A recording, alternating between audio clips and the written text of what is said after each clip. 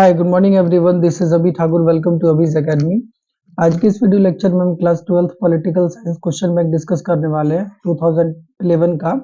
ये हमारा question bank series का पार्ट 3 है। प्रीवियस वीडियो लेक्चर में हमने पार्ट 2 में क्वेश्चन बैंक सीरीज पार्ट 2 में 2010 का क्वेश्चन बैंक बहुत अच्छे से डिस्कस कर लिया था। तो आज के इस वीडियो लेक्चर में हम 2011 का क्वेश्चन बैंक डिस्कस करने वाले हैं। तो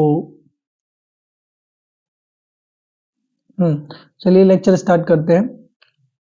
देखिए 2011 में 2011 में सबसे पहला जो क्वेश्चन पूछा गया था पॉलिटिकल साइंस सब्जेक्ट से 12th बोर्ड में, क्वेश्चन है who was the first Asian secretary general of the United Nations.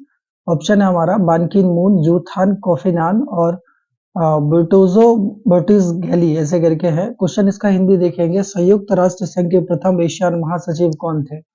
देखिए ये क्वेश्चन संयुक्त राष्ट्र संघ के प्रथम एशियाई महासचिव कौन थे। इनका आंसर हमारा हो जाएगा यूथान। संयुक्त राष्ट्र संघ के प्रथम महासचिव हमारे यूथान थे। ठीक है, ये यूथान जी का फोटो है। क्वेश्चन नंबर 2 हमारा है who is the current president of the United States of America as per the given option की संयुक्त राज्य अमेरिका के वर्तमान राष्ट्रपति कौन है। देखिए ये क्वेश्चन हमारा 2011 का पूछा गया है, तो उस 2011 के ही अकॉर्डिंग यहाँ पे ऑप्शंस दिया गया, जैसे जॉर्ज बुश हो गया, Boris Yeltsin, Bill Clinton, none of these. ये 2011 के ही हिसाब से क्वेश्चन पूछा गया है। ठीक है, तो 2011 में जो था उनके हिसाब से इसका सही आंसर हमारा हो जाएगा नन ऑफ दीज। इन सभी में से कोई भी 2011 में secretary United States of America का प्रेसिडेंट नहीं था। और करेंटली अभी आपको ये मिल जाएगा। अभी हम लोग वीडियो रिकॉर्ड कर रहे हैं 2025 नहीं, सॉरी 2026 में। हाँ, आज है आपको 4 जनवरी 2026। Happy new year. तो अभी करेंटली जो हमारे संयुक्त राष्ट्र अमेरिका के वर्तमान राष्ट्रपति हैं हमारे ये डोनाल्ड ट्रंप। ठीक है, क्वेश्चन हमारा 3 है M S Swaminathan is the associated with. M S Swaminathan का संबंध किससे था। तो इनका आंसर हमको सबको पता है कि एम एस स्वामीनाथन जो है उनके जनक हैं हरित क्रांति के, मतलब ग्रीन रिवोल्यूशन के फादर किसको बोला जाता है, एम एस स्वामीनाथन को। क्वेश्चन नंबर 3 हमारा है कि when did Sikkim become an associate states of India. Sikkim Bharat का सहवर्ती राज्य कब बना। सहवर्ती बेसिकली मतलब इंडिया का जो है अपना राष्ट्र कब बना। तो इसका आंसर हमारा हो जाएगा 1974, मतलब 1974 में। 1974 में सिक्किम भारत का राज्य बना था। अब यहाँ पे बहुत बच्चों को क्वेश्चन ये आएगा मन में कि सर 1947 में हमारा देश इंडिपेंडेंट हो गया था और आप बोल रहे 1974, मतलब 1947 में हमारा भारत आजाद हो चुका था और सिक्किम हमारे भारत का राष्ट्र का राज्य को कब बना था 1974 में। तो बिल्कुल कंट्राडिक्टरी है ना, कंफ्यूजिंग है कि देश आजाद हो गया फिर भी सिक्किम हमारा कंट्री का पार्ट नहीं है। तो बिल्कुल नहीं था, सिक्किम उस समय तक हमारा कंट्री का पार्ट नहीं था। वहां के खुद के लोकल राजाज वगैरह, किंग वगैरह वहां पे रूल करते थे। तो अल्टीमेटली बाद में जाकर के 1974 में भारत का पार्ट बनता है सिक्किम। ठीक है, हिस्ट्री में पढ़िएगा आप बहुत अच्छे से। ये सिक्किम का पूरा मैप है और ये पूरा सिक्किम जो है इस तरह से डिवाइडेड है, west Sikkim, south Sikkim, east Sikkim और नॉर्थ सिक्किम। ठीक है, अब सिक्किम का जो कैपिटल है उसका नाम आपको बताना है। ठीक है, आपको नाम कमेंट बॉक्स में लिखना है। सिक्किम के साउथ में आपको क्या मिल जाएगा, वेस्ट बंगाल, और आपको क्या बोलते हैं ईस्ट में मिल जाएगा भूटान। और इंडिया में कब सिक्किम को जोड़ा गया था, तो 35वां संशोधन करने के बाद भारतीय संविधान में, मतलब 35 कॉन्स्टिट्यूशन अमेंडमेंट एक्ट आया था 1974 में। उस एक्ट के तहत सिक्किम को भारत में जोड़ा गया था। तो आपको दोनों याद रखना है कि सिक्किम भारत का कब पार्ट बना था, 1974 में। उनके साथ साथ किस संशोधन से बना था पार्ट, तो 35वां संशोधन से। अमेंडमेंट का मतलब होता है संशोधन। Question number 5 who is the x official chairman of the planning commission. योजना आयोग के पदेन अध्यक्ष कौन है। तो इनका आंसर हम सबको पता हो जाएगा, president prime minister of India. तो प्राइम मिनिस्टर क्या होते हैं, चेयरमैन होते हैं, एक्स ऑफिशियल चेयरमैन होते हैं प्लानिंग कमीशन के। प्राइम मिनिस्टर, प्रधानमंत्री। Question number 6 which of the following country is a member of SAARC. अब निम्न में से कौन सा देश सार्क का सदस्य है। सार्क का सदस्य है, ये हमारा प्यारा भारत का मैप है। अब सबसे पहले तो क्वेश्चन हमें समझना है कि सार्क एक्चुअली होता क्या है। देखिए सार्क क्या है, ग्रुप ऑफ कंट्रीज का एक मेंबर है, मतलब ग्रुप ऑफ कंट्रीज का एक एसोसिएशन है, ऑर्गेनाइजेशन है। उनमें बहुत सारी कंट्रीज आती है, जैसे कि अफगानिस्तान, बांग्लादेश, भूटान, इंडिया, श्रीलंका, पाकिस्तान, नेपाल, मालदीव, ये सभी मेंबर किसके हैं, सार्क ऑर्गेनाइजेशन के। ठीक है, इसका फुल फॉर्म होता है south Asian association for regional corporation. याद, कॉर्पोरेशन, यहाँ कॉर्पोरेशन है, याद रखिएगा। अब ये सभी मेंबर सार्क के हैं। ठीक है, और यहाँ जो क्वेश्चन था, हमारा क्वेश्चन था कि इन सभी में से कौन नहीं है, तो मलेशिया तो है ही, सॉरी मलेशिया नहीं, क्या बोला जा रहा है कि जो मेंबर ऑफ द सार्क, इन सभी में से कौन सा मेंबर सार्क का है, तो इंडिया हो जाएगा हमारा। ठीक है, जापान बिल्कुल नहीं है, इंडोनेशिया नहीं है, मलेशिया नहीं, सॉरी मलेशिया इनकरेक्ट होगा। तो इन सभी में से मलेशिया, इंडोनेशिया, जापान, भारत में से भारत हमारा सार्क देशों का समूह का मेंबर है। Question number 7, who was the first women president of India national Congress, कि भारतीय राष्ट्रीय कांग्रेस की पहली महिला अध्यक्ष कौन थी, तो सबको पता है एनी बेसेंट। तो ये एनी बेसेंट जी का फोटो है, एनी बेसेंट हमारा हो जाएगा, भारतीय राष्ट्रीय कांग्रेस की पहली महिला अध्यक्ष थी एनी बेसेंट, ये एनी बेसेंट जी का फोटो है। Question number 8, when is the world women's day celebrated, कि विश्व महिला दिवस कब मनाया जाता है, इसका उत्तर हमारा हो जाएगा 8 March. The Women's Day celebrated on the 8th of March. Question number 9 हमारा है, which of the following is not a country, इन सभी में से कौन सा एक देश नहीं है, तो इंडिया हमारा देश हो जाएगा। एक मिनट, ओके, इंडिया हमारा देश हो जाएगा यहाँ पे, म्यांमार भी देश है, चाइना भी देश है, हांगकांग देश नहीं है, हांगकांग देश नहीं है। अब हांगकांग क्यों देश नहीं है, इसके पीछे बहुत सारा कारण है, जैसा कि इसको हम समझाने के लिए आपको एग्जांपल दे रहे हैं। जैसे हमारा प्यारा इंडिया है, और यहाँ पे जो है जम्मू एंड कश्मीर वाले पोर्शन में, सॉरी इंडिया के नॉर्थ वाले पोर्शन में जम्मू कश्मीर था, तो आर्टिकल 370 हटने से पहले इसको स्पेशल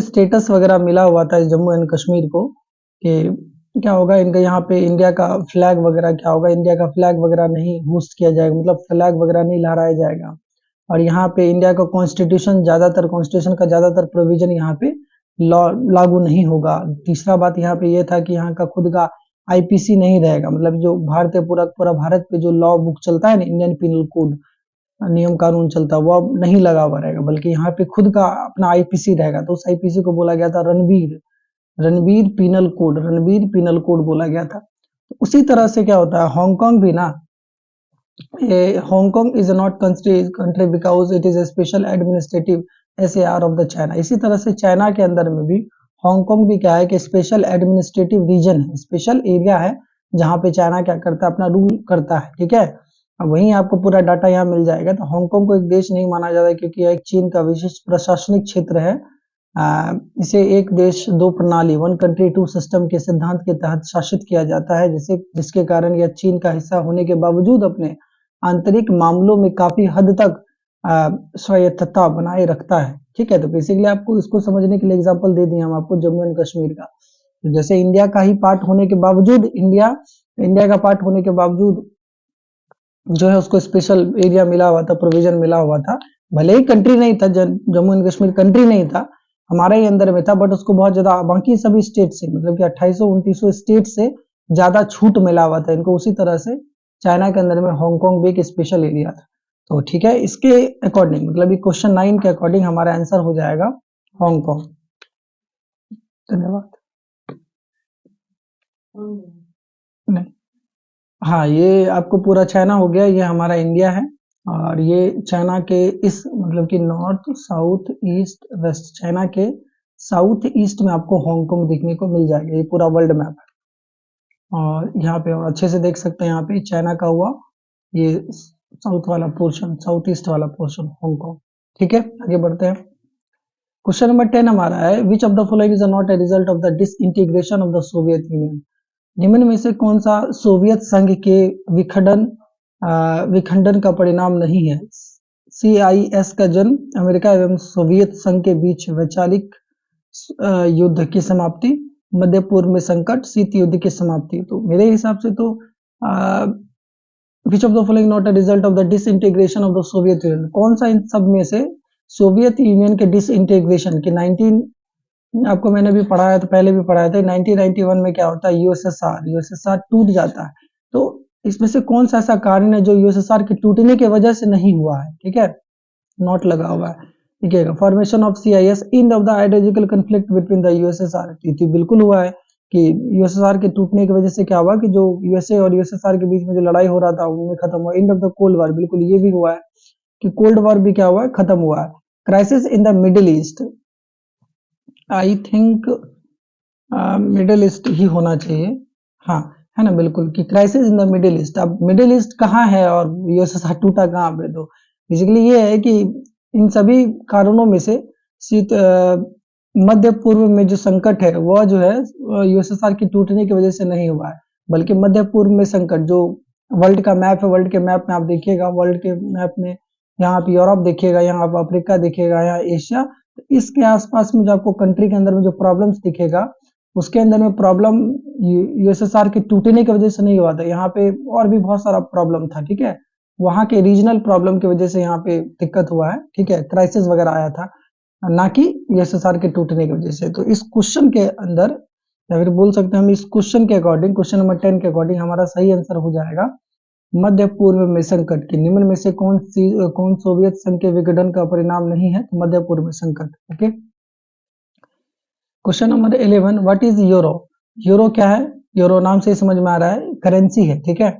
यूरोपियन यूनियन की करेंसी है, वही फ्लैग जो आपको मैंने प्रीवियस वीडियो लेक्चर में भी बताया था, 2000 आई थिंक 9 की 10 वाले वीडियो लेक्चर में था, ऐसे करके ब्लू कलर का मैप था और यहाँ पे बहुत सारा स्टार वगैरह लगा हुआ था, तो वही फ्लैग था यूरोपियन यूनियन का। तो उसमें जो भी कंट्री पार्टिसिपेट करता है उन लोगों का खुद का एक करेंसी होता है, तो उन्हीं करेंसी को हम लोग क्या बोलते हैं, यूरो बोलते हैं। तो यहाँ पे पाकिस्तान की नई मुद्रा बिल्कुल नहीं, सार्क देशों की मुद्रा बिल्कुल नहीं, यूरोपियन संघ के सदस्यों की मुद्रा बिल्कुल, यूरोपियन संघ के सदस्यों की मुद्रा, तो currency of European union members country. अब यहाँ पे एक डायग्राम लगा हुआ है, इसको बोलते हैं डॉलर, ये डॉलर का सिंबल है, ये हमारा यूरोपियन यूनियन का सिंबल है, ठीक है। आपको गूगल होमवर्क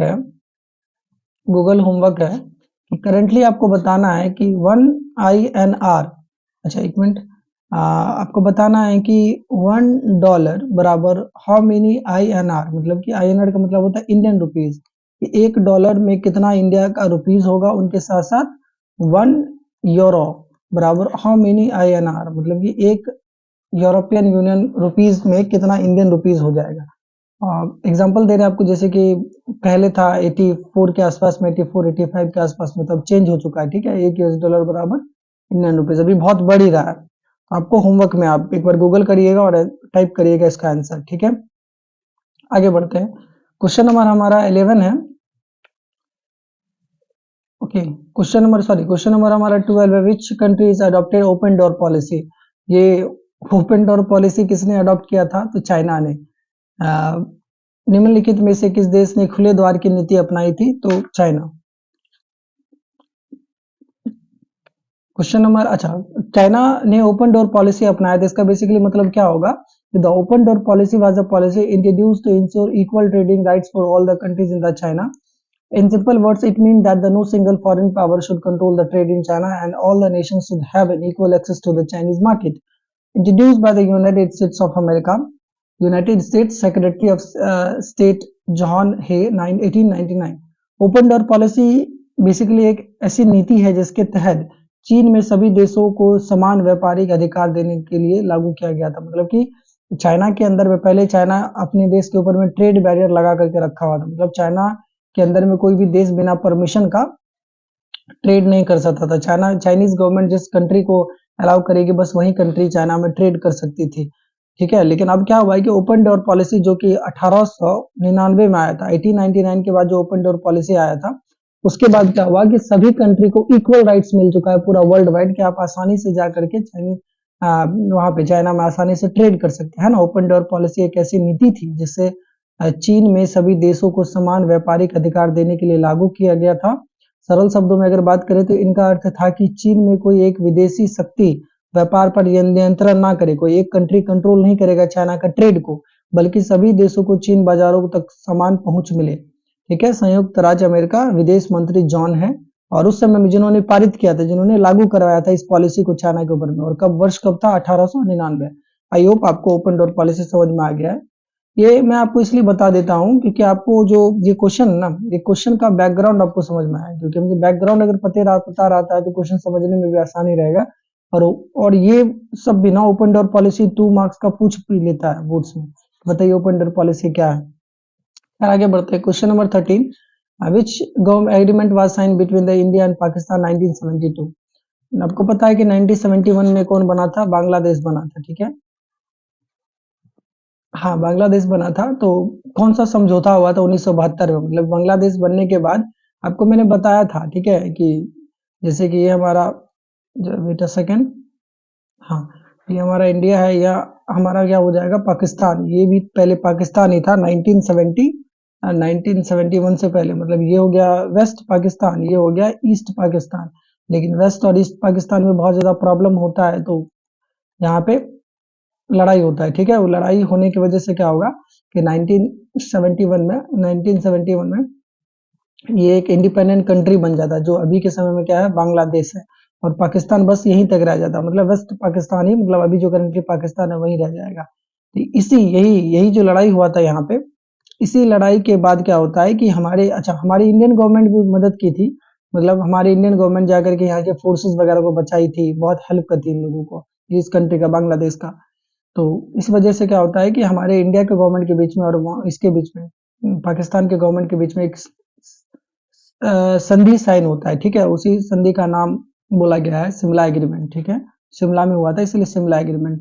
तो इस क्वेश्चन के अनुसार था हमारा, which agreement was sign between the India and Pakistan 1972?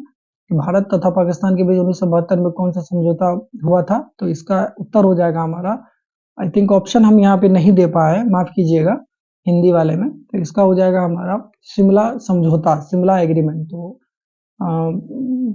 कुछ मान लीजिए यहाँ पे शिमला समझौता, तो टाइपिंग मिस्टेक है, शिमला समझौता। सही उत्तर हो जाएगा हमारा शिमला समझौता। ये क्वेश्चन याद रखिएगा, बहुत बार रिपीट होता है। और ये डायग्राम, ये फोटोज वगैरह थोड़ा ब्लरी है क्योंकि मुझे यही मिला विकिपीडिया पे। तो ये हमारी इंडिया के उस समय में प्राइम मिनिस्टर थी इंदिरा गांधी जी, और ये जो थे पाकिस्तान को लीड कर रहे थे 1971 के आसपास में वॉर में। तो उनका फोटो है, ठीक है। इनका नाम भी पता होना चाहिए आपको। आगे बढ़ते हैं question number 14। Which of the following is a human right organization? निम्नलिखित में से कौन सा एक मानवाधिकार संगठन है? इंटरपोल बिल्कुल नहीं, एमनेस्टी इंटरनेशनल बिल्कुल। एमनेस्टी इंटरनेशनल क्या है? एक मानवाधिकार संगठन है। अच्छा, एमनेस्टी इंटरनेशनल को थोड़ा समझने के लिए मैं बता दूं, ये डायग्राम मैंने लगाया वही 9/11 वाला अटैक का, जो यूएसए में अमेरिका में हुआ था। तो इसको अगर आपको रिलेट करना है ना, मैं आपको एक एग्जांपल दे रहा हूँ, ठीक है। एग्जांपल दे रहा हूँ, आप क्लास क्लास 9th में पॉलिटिकल साइंस का बुक है, पॉलिटिकल साइंस का बुक का पॉलिटी का बुक है, चैप्टर आपका हो जाएगा 5। उस चैप्टर 5 में आई थिंक फर्स्ट फर्स्ट या फिर सेकंड पेज में ही आपको इसके बारे में मिलेगा, एमनेस्टी इंटरनेशनल के बारे में। एक स्टोरी भी है उसमें कि बच्चा है, ठीक है, बच्चा के पिताजी को वहां पे 9/11 अटैक के बाद गिरफ्तार कर लिया जाता है, ठीक है। एक मिनट मैं आपको दिखाई देता हूँ। ये मैं इसी चैप्टर के बारे में बात कर रहा था। ये क्लास 9th का है book, class 9th chapter 5 democratic rights. देखिए फर्स्ट पेज हुआ, सेकंड पेज हुआ लाइफ विदाउट राइट्स। इसी में आपको मिल जाएगा टॉपिक प्रिजन इन गुआंतानामो बे। आ, हाँ, इल्वाना नाम का कोई बच्चा है, उनके फैमिलीज वगैरह को गिरफ्तार करके जामिल इल्वाना, मतलब उनके फैमिलीज वगैरह को गिरफ्तार करके रखा गया था। और जब गिरफ्तार करके रखा गया था तो अल्टीमेटली क्या होता है कि वहाँ पे क्यूबा के आसपास में गुआंतानामो बे, क्यूबा के आसपास में गुआंतानामो बे है, वहाँ पे रखा गया था। और उनके बाद जो है एमनेस्टी इंटरनेशनल वगैरह क्या करता है, बाद में जा करके ऐसा बताता है, डिस्कवरी करता है वर्ल्ड वाइड, लोगों को समझाता है कि नहीं, जो अमेरिका के गवर्नमेंट के द्वारा जो लोगों को रखा गया 9/11 अटैक के शक पे, 9/11 अटैक के शक पे लोगों को गिरफ्तार करके रखा गया था। तो एमनेस्टी इंटरनेशनल जो है मानवाधिकार ऑर्गेनाइजेशन बताते हैं लोगों को कि नहीं, जो वहाँ पे रखा गया लोगों को, तो लोगों का जो बेसिक राइट होता है, मूलभूत अधिकार होता है, उनको भी फॉलो नहीं किया जा रहा है। ये सेकंड पेज ही था उस चैप्टर का। देखिए बताने का मोटिव ये था कि आपको रिलेट हो पाए। आई थिंक आप भी सभी बच्चों ने क्लास 9 पढ़ा ही है इस वजह से। खैर आगे बढ़ते हैं। तो क्वेश्चन नंबर 14 जो था, which of the following is a human right organization, तो इसका हो जाएगा हमारा आंसर इंटरनेशनल एमनेस्टी इंटरनेशनल, ठीक है, एमनेस्टी इंटरनेशनल हो जाएगा। इस पे 2 मार्क्स का क्वेश्चन भी पूछता है, ठीक है, कि define amnesty international, what is amnesty international. I hope समझ में आया आपको। आगे बढ़ते हैं।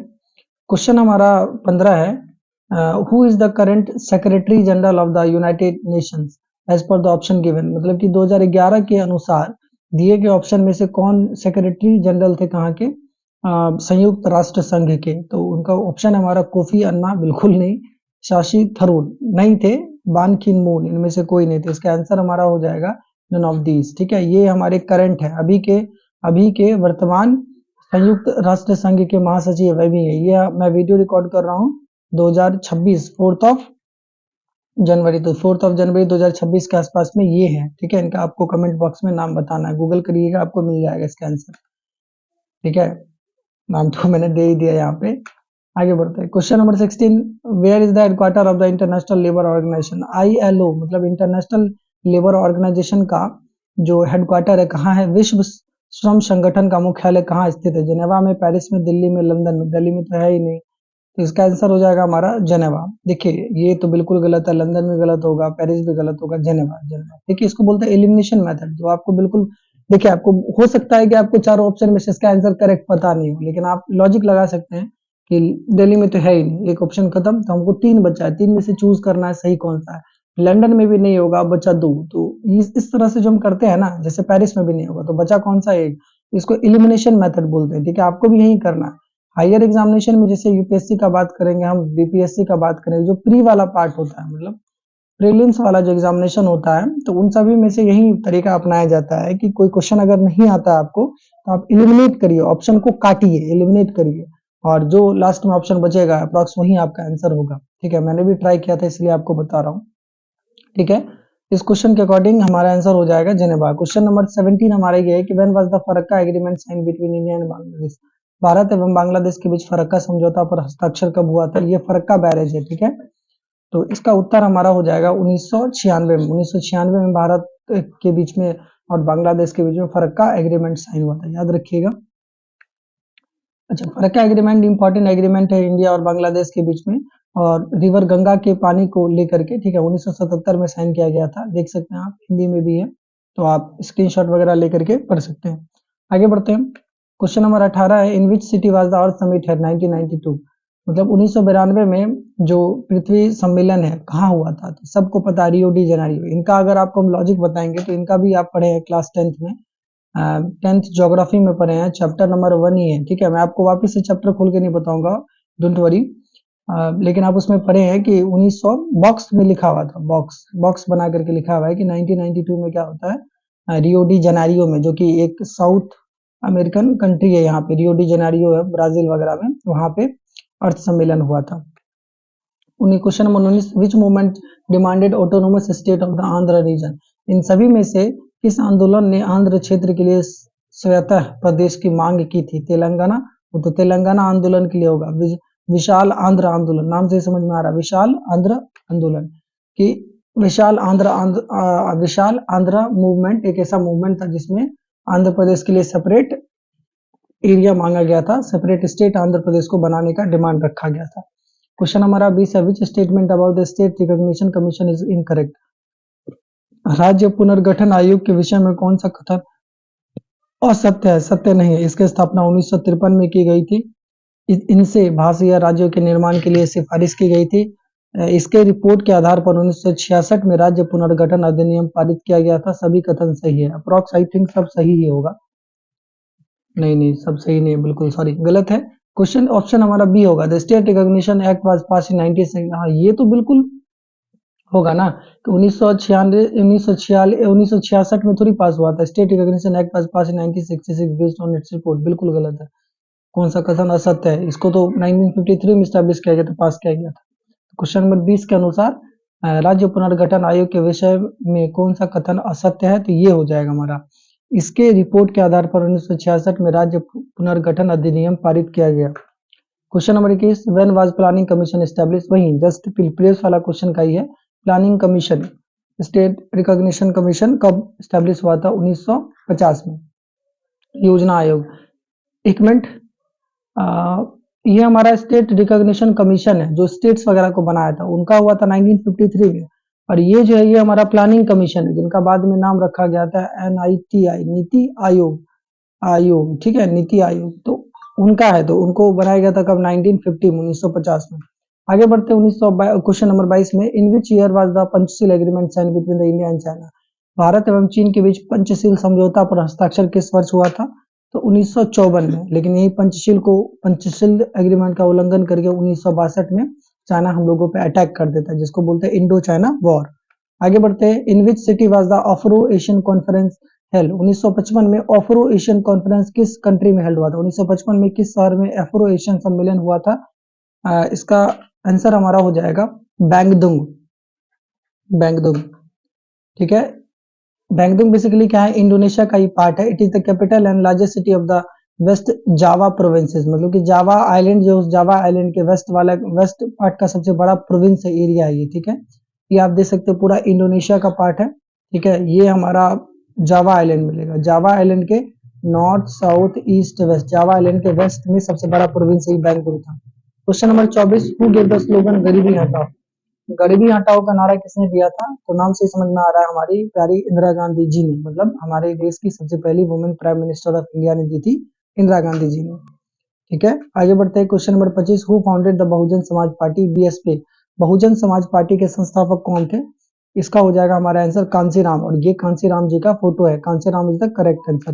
Question number 26, which constitutional amendment provide reservation for women in panchayat. कि किस संविधान संशोधन के द्वारा पंचायतों में महिलाओं को आरक्षण प्रदान किया था?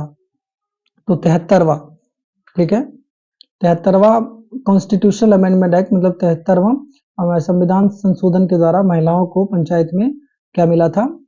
आरक्षण प्रदान किया गया था। Question number 27, what happened on 11 सितंबर 2001, मतलब कि 11 सितंबर 2001 को क्या हुआ था?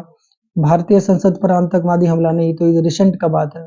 विश्व व्यापार केंद्र पर आतंकवादी हमला, होटल ताज पर नहीं, ये भी हमारा इंडिया के अंदर, ये हो जाएगा हमारा ऑप्शन नंबर ये। विश्व व्यापार केंद्र पर आतंकवादी हमला, मतलब कि terrorist attack on the world trade centre, ये हमारा ट्विंस टावर है, ठीक है।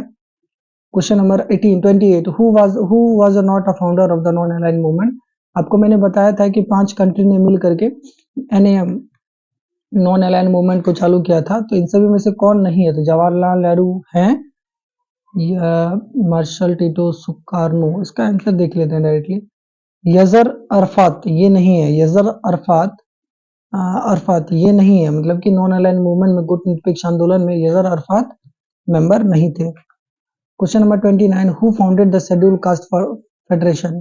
तो अनुसूचित जाति संघ की स्थापना किसने की थी? तो अंबेडकर साहब, doctor Bhimrao Ambedkar. Question number 37, was the Tashkent agreement sign. Tashkent समझौता कब हुआ था? तो ताशकंद समझौता हमारा हुआ था 1966 में, ठीक है। 1966 में ताशकंद समझौता हुआ था, और 1972 में शिमला एग्रीमेंट हुआ था, याद रखिएगा। ताशकंद एग्रीमेंट एक पीस एग्रीमेंट था, संधि था इंडिया और पाकिस्तान के बीच में 1966 में। इंडो पाकिस्तान वॉर जो हुआ था 1965 में, देखिए 1962 में चाइना वाला अटैक करता हम लोगों के ऊपर में, तो इंडो चाइना वॉर होता, और 1965 में चाहे इंडिया पाकिस्तान वाला को लगता है कि चाइना वाला बढ़िया से झगड़ा किया इंडिया से, तो इंडिया भी कमजोर होगा, तो जाके अटैक कर देते हैं। लेकिन 2 साल में हम लोग बहुत ज्यादा पावरफुल हो गए थे, तो पाकिस्तान को हरा देते थे। 1965 में पाकिस्तान वाला अटैक करता हम लोगों पे, तो इसी 1965 के वॉर के बाद साइन किया गया था ये ताशकंद एग्रीमेंट, ठीक है। और किसके किसके बीच में साइन हुआ था? लाल बहादुर शास्त्री जी और अयूब खान के बीच में हुआ था, ये भी एग्जाम में आता है क्वेश्चन, और 10 जनवरी 1966 को हुआ था। आगे बढ़ते हैं, question number 31, which country has used the veto power in the maximum number of time in the UN secretary council. UN secretary council में किस देश ने सबसे ज्यादा निषेधाधिकार का प्रयोग किया? ठीक है, तो इसका उत्तर हमारा हो जाएगा United States of America, America ने। अब वीटो पावर एक तरह के स्पेशल पावर होता है जो यूएस के परमानेंट मेंबर, मतलब यूनाइटेड नेशन के परमानेंट मेंबर को दिया जाता है, जो कि यूनाइटेड नेशन में 5 परमानेंट मेंबर है, ठीक है। उसको मिलता है कि कोई भी अगर लॉज वगैरह पास हो रहा है, कोई भी अगर वोट्स वगैरह हो रहा है किसी चीज पे, तो अपना ना ही, मतलब अपना जाहिर कर सकता है कि हम वोट देंगे या नहीं देंगे, ठीक है। तो 5 देशों को मिला हुआ, जैसे United states, United kingdom, France, Russia और चाइना। उसको हम वीटो पावर बोलेंगे। Question number 32, which of the following country is a member of NATO? In NATO, अच्छा इसका फुल फॉर्म आपको बताना है कमेंट में, ठीक है। नाटो क्या है कि नाटो का फुल फॉर्म क्या होगा, तो निम्न में से कौन सा देश नाटो का सदस्य है? तो चाइना, रशिया, इंडिया, ब्रिटेन। तो ब्रिटेन हो जाएगा हमारा नाटो का सदस्य, ठीक है। और ये जो है ब्रिटेन के ही क्वीन एलिजाबेथ वन है, queen Elizabeth one, queen Elizabeth one है, जिन्होंने 1600 में 1600 में ब्रिटिश ईस्ट इंडियन कंपनी को ट्रेडिंग राइट्स दिया था कि जाकर के इंडिया में क्या करो, तुम ट्रेड करो। यही है क्वीन एलिजाबेथ वन, ठीक है। आप उस डायग्राम से याद रख सकते हैं कि क्वीन एलिजाबेथ वन ब्रिटेन, और क्वीन एलिजाबेथ कहाँ की थी, ब्रिटेन की थी। ब्रिटेन ही हमारा नाटो का मेंबर था। आगे बढ़ते हैं।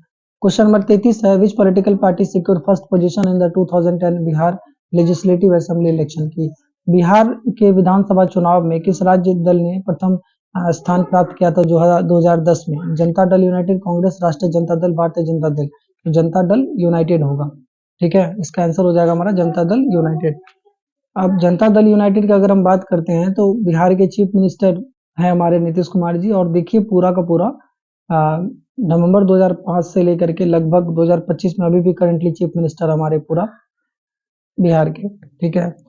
तो नीतीश कुमार भी लाइक ये, नीतीश कुमार ये हैं, और नीतीश कुमार भी लाइक जलवा है हमारा, अभी भी करंट चीफ मिनिस्टर बन के बैठे हैं हमारे इंडिया का, सॉरी इंडिया नहीं, माफ कीजिएगा, बिहार का। 34, what is the McMahon line? McMahon line क्या है कि इंडिया और चाइना के बीच में जो बाउंड्री है, इंडिया और चाइना के बीच में जो रेखा, उसी रेखा को क्या बोला जाता है, मैकमोहन रेखा। ये देखिए, ये इंडिया का एक्चुअली मैप है नॉर्थ ईस्ट का, नॉर्थ, साउथ, ईस्ट और वेस्ट, इंडिया का नॉर्थ ईस्ट वाला मैप है। ये जो आप अरुणाचल प्रदेश वाला पार्ट देख रहे हैं, इसी रेखा को किस नाम से जाना जाता है, मैकमोहन लाइन, और यहाँ से स्टार्ट हो जाएगा म्यांमार, ठीक है। ये देखिए, और डिटेल में यहाँ से दिया गया आपको, देख सकते हैं आप।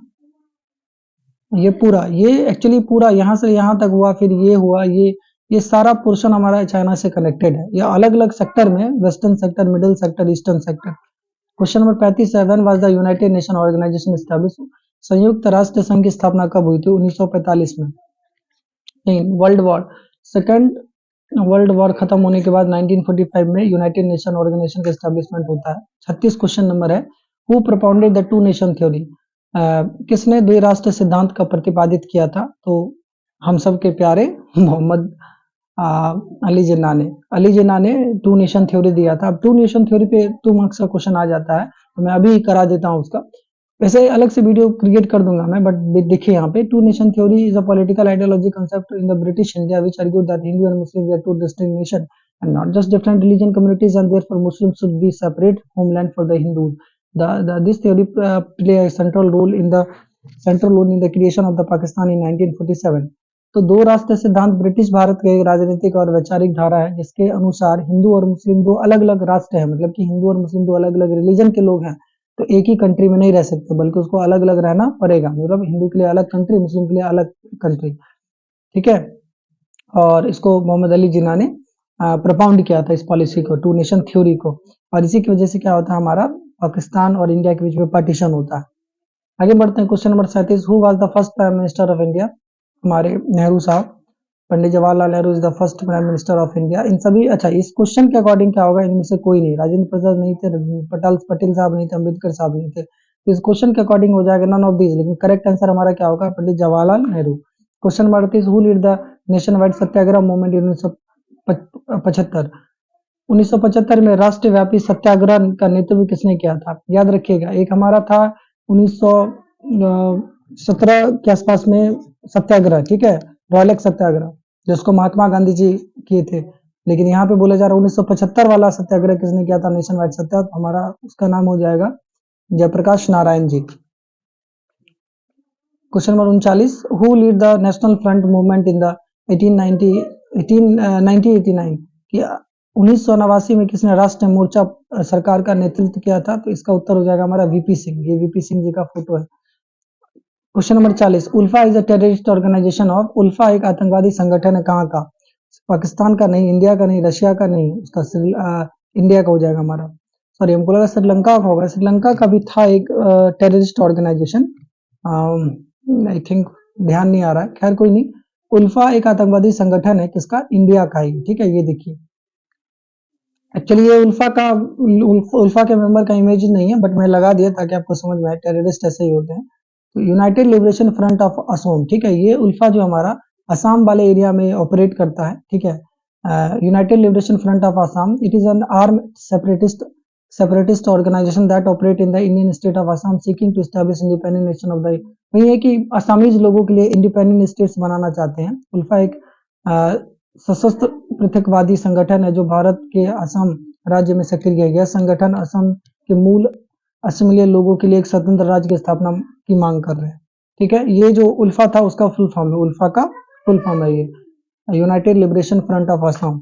ओके, तो 2011 का क्वेश्चन हम लोग बहुत अच्छे से डिस्कस कर लिए हैं। क्वेश्चन नंबर 40 तक, मतलब कि 2011 में 40 क्वेश्चन पूछा गया था और बहुत अच्छे से हम लोगों ने डिस्कस किया वीडियो लेक्चर में, ठीक है। नेक्स्ट वीडियो लेक्चर हमारा क्या रहेगा? क्वेश्चन बैंक सीरीज का पार्ट 4 रहेगा, जिसमें हम लोग पॉलिटिकल साइंस क्वेश्चन बैंक 2012 का डिस्कस करेंगे, ठीक है। मिलते हैं नेक्स्ट वीडियो लेक्चर में। अब यहाँ पे क्वेश्चन आता है कि सर 40 क्वेश्चन क्यों है? क्योंकि पुराना ओल्ड पैटर्न चल रहा है, मैं हर वीडियो में रिपीट कर रहा हूँ, ओल्ड पैटर्न चल रहा है इसीलिए 40 से क्वेश्चन पूछा गया है। 2018 के बाद जो है 50-50 और 100-100 क्वेश्चन पूछा जाता है, ठीक है, तो मैं आपको करवा दूंगा। तबीयत थोड़ा डाउन है इस वजह से, खैर कोई नहीं। थैंक्स फॉर वॉचिंग, मिलते हैं नेक्स्ट वीडियो लेक्चर में।